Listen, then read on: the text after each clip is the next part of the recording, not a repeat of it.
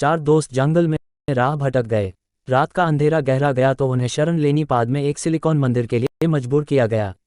मंदिर में देवी की अत्यंत प्राचीन मूर्ति समय के प्रभाव से काली जड़ित थी। यहाँ वहाँ लटक रहे चमगादड़ माहौल को भयानक बना रहे थे। झिंगुर बयाहत बोलकर सन्नाटे की छाती को चीर रहे थे। उस पर कोई दलसा मिलने की बजाय डर ही बढ़ रहा था।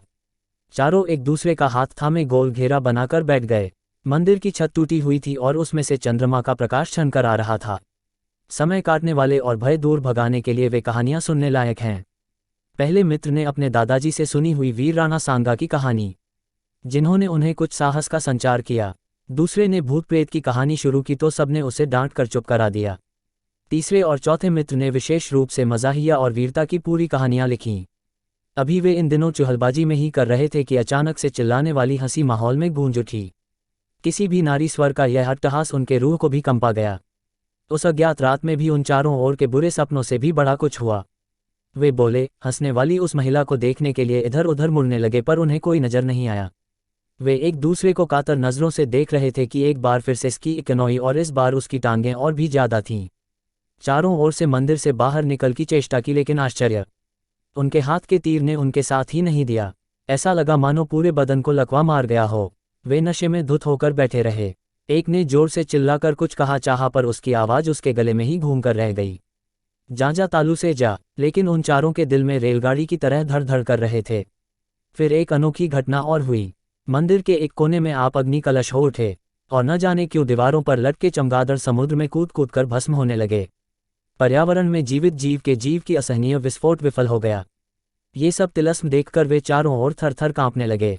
उनके हाथ के तीर ने उनके साथ ही नहीं दिया। ऐसा लगा मानो पूरे बदन को लकवा मार गया हो। वे नशे में धुत होकर बैठे रहे। एक ने जोर से चिल्लाकर कुछ कहा चाहा पर उसकी आवाज उसके गले में ही घूमकर रह गई। जा तालू से जा। लेकिन उन चारों के दिल में रेलगाड़ी की तरह धड़ धड़ कर रहे थे। फिर एक अनोखी घटना और हुई। मंदिर के एक कोने में आप अग्नि कलश हो उठे और न जाने क्यों दीवारों पर लटके चमगादड़ समुद्र में कूद कूद कर भस्म होने लगे। पर्यावरण में जीवित जीव के जीव की असहनीय विस्फोट विफल हो गया। ये सब तिलस्म देखकर वे चारों ओर थर थर कांपने लगे। उनके हाथ के तीर ने उनके साथ ही नहीं दिया। ऐसा लगा मानो पूरे बदन को लकवा मार गया हो। वे नशे में धुत होकर बैठे रहे। एक ने जोर से चिल्लाकर कुछ कहा चाहा पर उसकी आवाज उसके गले में ही घूमकर रह गई। जा तालू से जा। लेकिन उन चारों के दिल में रेलगाड़ी की तरह धड़ धड़ कर रहे थे। फिर एक अनोखी घटना और हुई। मंदिर के एक कोने में आप अग्नि कलश हो उठे और न जाने क्यों दीवारों पर लटके चमगादड़ समुद्र में कूद कूद कर भस्म होने लगे। पर्यावरण में जीवित जीव के जीव की असहनीय विस्फोट विफल हो गया। ये सब तिलस्म देखकर वे चारों ओर थर थर कांपने लगे।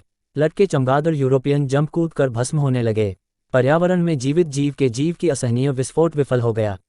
ये सब तिलस्म देखकर वे चारों ओर थर थर कांपने लगे। लटके चमगादड़ यूरोपियन जंप कूद कर भस्म होने लगे। पर्यावरण में जीवित जीव के जीव की असहनीय विस्फोट विफल हो गया। ये सब तिलस्म देखकर वे चारों ओर थर थर कांपने लगे। आगे की कहानी है। आखिर क्या था इन सब का रहस्य? कौन थी अट्टहास करने वाली महिला? उन चारों का क्या हुआ? देखने के लिए पढ़ें